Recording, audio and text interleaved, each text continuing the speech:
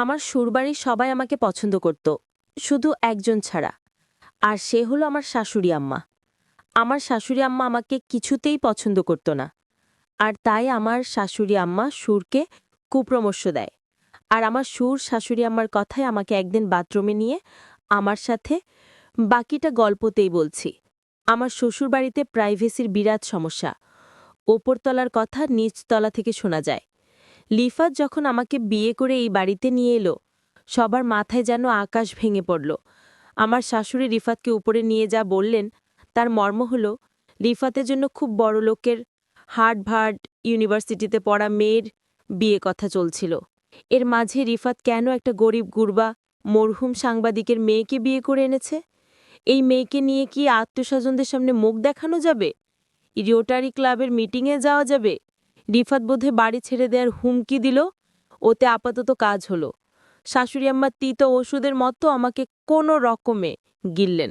আসলে শাশুড়ি আমার রাগ করাটাই স্বাভাবিক।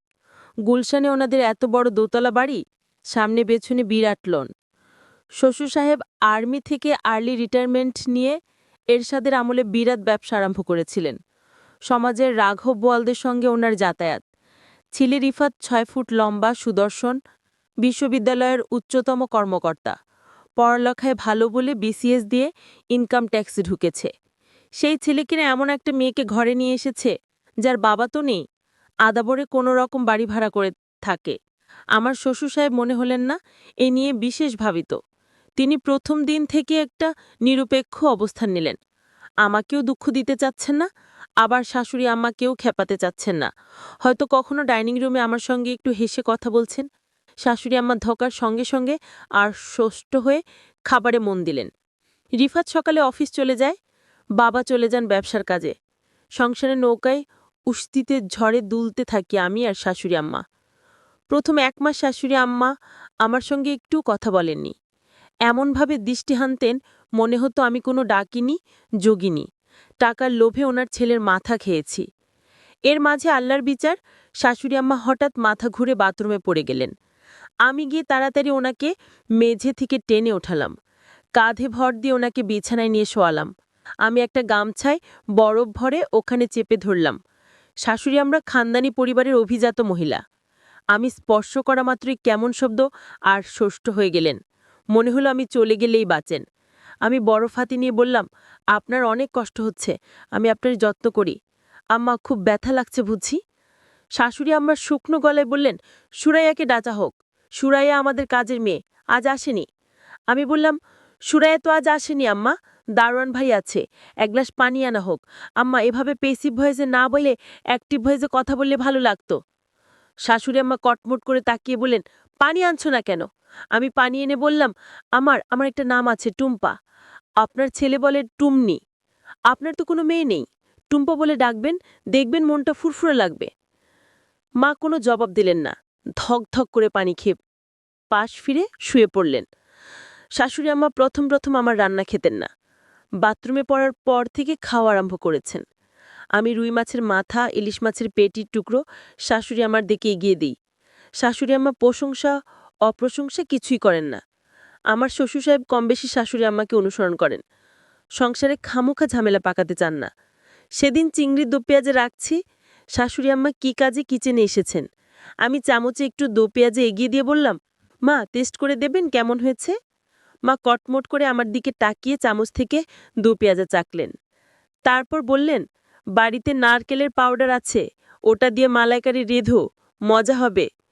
যাওয়ার সময় একবার ঘুরে বললেন, এটাও খারাপ না, তোমার বাবা পছন্দ করবেন।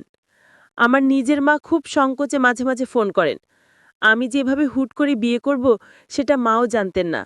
অথচ আমি এই বাড়িতে আসার ৩য় দিন আমার শাশুড়ি আম্মা মাকে একচোট কথা শুনিয়ে দিয়েছেন। মা ফোন করলেই জানতে চান আমি কেমন আছি। আমি জানাই খুব ভালো আছি। মা কি বুঝেন কে জানে, মন খারাপ করে ফোন রাখেন। এভাবে মাসের পর মাস কেটে যাচ্ছিল। শাশুড়ির মনের তাপমাত্রা কিছুতেই 0 ডিগ্রি সেলসিয়াসে উঠানো যাচ্ছিল না। সম্পর্কের বরফ গলতে সময় লাগছিল। অবশেষে একদিন সন্ধ্যায় আমি শাশুড়ি আম্মার প্রাণ ভ্রমরের সন্ধান পেলাম। আমাদের বাড়িতে রাত ১টায় খাওয়ার নিয়ম। রাতের খাওয়া শেষ হলে একটু গচ্ছিয়ে আমি সোজা বেডরুমে চলে যাই। তখন থেকে সকাল 7টা পর্যন্ত সময়টা রিফাত আর আমার। এই সময়টা আমি অর্জন করি সারাদিন শাশুড়ি আমার অবহেলা সহ করে। পারতপক্ষে তখন আমি ঘর থেকে বের হই মা। আমি আর রিফাত মনে সুখে মুভি দেখি। সেদিন কি কারণে বেরিয়েছি? ও মা, দেখি ড্রয়িং রুমে শাশুড়ি আম্মা একা একা খিলখিল করে হাসছেন। ওনার এরকম হাসি আমি কখনো শুনিনি। দরজার কাছে গিয়ে দেখলাম শাশুড়ি আম্মা স্টার প্লাসে শ্রীমান শ্রীমতী নামের একটা সিরিজ দেখছেন। আমি আস্তে করে গিয়ে শাশুড়ি আমার পাশে বসলাম। আম্মা একবার কটমট করে আমার দিকে তাকালেন, তারপর আবার টিভিতে মনোনিবেশ করলেন। হাসির মুভি তো, চাইলেও গম্ভীর থাকতে পারছিলেন না। একটু পরপরই ফিক করে হাসছিলেন। আমিও হাসিতে যোগ দিয়ে বললাম, আম্মা দেখেন মনীষা এটা কি করলো। যাই হোক, আমি শাশুড়ি আম্মাকে সবসময় হাসি খুশি রাখার চেষ্টা করতাম, কিন্তু শাশুড়ি আম্মা আমাকে পছন্দ করতো না। শাশুড়ি আমার সবসময় আমার সাথে আচরণ খারাপ করে। মনে হয় এই বাড়িতে আমি তাদের শত্রু। আমার স্বামী আমাকে অবশ্যই পছন্দ করে, কিন্তু আমার শাশুড়ি আম্মা আমাকে পছন্দ করে না। এক রাতে শাশুড়ি আম্মা আমার সুরের সাথে কানাকানি করছে। ফিসফিস করে আমার বিরুদ্ধে কি যেন বলল, আমি তেমন কিছু বুঝতে পারিনি। তবে এরপর দিন থেকে বাড়িতে আমি আমার সুরকে অন্যরকম দেখতে পেলাম। সুর আমাকে আগে যেভাবে বোমা বলে ডাকতেন, আজ আর তার মুখে সেই মধুর ভাষা নাই। প্রতিদিন সকালে নাস্তা করার সময় সুর আমাকে নিয়ে একসাথে নাস্তা করতেন, কিন্তু আজ আমাকে ডাক দেয়নি একসাথে নাস্তা করার জন্য। আমি বুঝে গেছি শাশুড়ি আম্মার কান পড়া পেয়েছে। জানি না আমার সাথে কি হয়। এর পরের দিন আমি আমার রুমে ঘুমাতে গেলাম। তারপর সুরাব্বা গভীর রাতে আমার রুমে প্রবেশ করলো। আমি সুরাব্বাকে জিজ্ঞেস করলাম, বাবা আপনি এত রাতে আমার রুমে কেন? সুরাব্বা বললেন, সুনমো, আমি তোমায় একটা কথা বলতে চাই, তুমি আমার কথাটা রাখবে? কি কথা শ্বশুরাব্বা? সুরাব্বা বলেন, সুনমো, এ বাড়িতে থাকতে হলে তুমি আমার একটি কথা রাখতে হবে। সুরাব্বাকে বললাম, কি কথা? কিন্তু সুরাব্বা বলেন, অন্য একদিন বলবো, আজ থাক, এখন তুমি ঘুমাও। সুরাব্বার মধ্যে আমি এক অন্যরকম দৃষ্টি দেখতে পেলাম, যা আমি আগে দেখিনি এই বাড়িতে। আমি প্রায় 6 মাস ধরে আছি। আজ সুর আমাকে কি বলতে চেয়েছিল তা আমি জানি না। এর 2-3 দিন পর আমি লক্ষ্য করলাম সুরাব্বা আমাকে তার মনের ভিতর লুকায়িত কথাটা বলার চেষ্টা করছে। আমি মনে মনে চিন্তা করলাম, সুরাব্বা কি বলতে চায় তা আমি শুনতে চাই। পরের দিন রাতে আমার শরীরে প্রচণ্ড জ্বর আসছিল। আমার খুব খারাপ লাগছিল। আমার পাশে কেউ নেই। একা একা রুমে জ্বরে আমি কাকড়াতে লাগলাম। এমন সময় হঠাৎ সুর আমার রুমে প্রবেশ করলো। আমি সুরাব্বাকে দেখে চমকে গেলাম। আমি বললাম, সুরাব্বা, আমার শরীরে প্রচণ্ড জ্বর, আমার মাথা ব্যথা করছে। সুরাব্বা বললেন, মা, আমি তোমার মাথায় একটু ম্যাসাজ করে দিই, তাহলে তোমার মাথা ব্যথা কমে যাবে। আমি বললাম, সুরাব্বা, আপনার কষ্ট করতে হবে না। আমি বুঝতে পারলাম শাশুড়ি যেদিন সুরকে কানে কানে কিছু বলার পর থেকে শ্বশুর আমার সাথে এমন ভালো ব্যবহার করছে। জানি না এটা কি ভালো ব্যবহার নাকি আমার সাথে অন্য কিছু হতে যাচ্ছে। যাই হোক, সুরাব্বা বললেন, মা, তোমার শরীরে অনেক জ্বর, তাছাড়া তোমার মাথা ব্যথা করছে, আমি তোমার মাথায় মাসাজ করে দিই। আমার মাথাটা এত ব্যথা করছিল আমি কিছুতেই আর না করতে পারলাম না। আর তাই সুরাব্বা আমার মাথায় মালিশ করে দিচ্ছিল। আমার খুব ভালো লাগছিল। আমার মাথা ব্যথাটা অর্ধেক কমে গিয়েছে। সুরাব্বা আমাকে বললেন, মা, আমি তোমার আর কোথায় মালিশ করে দিব? আমি বললাম, বাবা, আমার মাথা ব্যথা কমে গিয়েছে, আমার আর মালিশ করে লাগবে না, আপনি এখন রুমে গিয়ে ঘুমান। সুরাব্বা বললেন, ঠিক আছে বৌমা, তাহলে তুমি ঘুমিয়ে পড়ো, আমি সকালে আবার আসবো। সুরাব্বা যখন রুম থেকে বের হতে লাগলেন, আমি সুরাব্বাকে ডাক দিলাম, বাবা শুনে যান। সুরাব্বা বললেন, কিছু বলবে বৌমা? আমি বললাম, বাবা, আমি আপনাকে যে কথা বলতে চেয়েছিলেন বলবেন বলবেন করে আর বলা হলো না।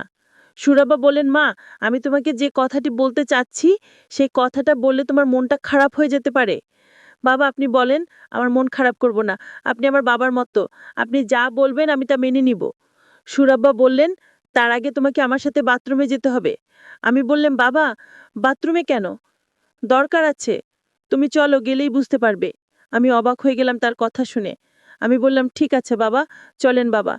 তারপর বাথরুমে গিয়ে যা দেখলাম তা দেখে আমার মনে হলো আমার চোখ কপালে উঠে গেল। 4টা ক্যামেরা লাগানো। আমি বললাম, বাবা, এখানে ক্যামেরা লাগানো কেন? বাবা বললেন, তোমার শাশুড়ি আম্মাই ক্যামেরা লাগিয়েছে। আমি জিজ্ঞেস করলাম, কেন এখানে ক্যামেরা লাগানো হয়েছে? সুরাব্বা বললেন, তোমাকে ব্ল্যাকমেল করার জন্য এখানে ক্যামেরা লাগানো হয়েছে। তোমার স্নানের অনেক ভিডিও এই তোমার শাশুড়ি আম্মার কাছে আছে।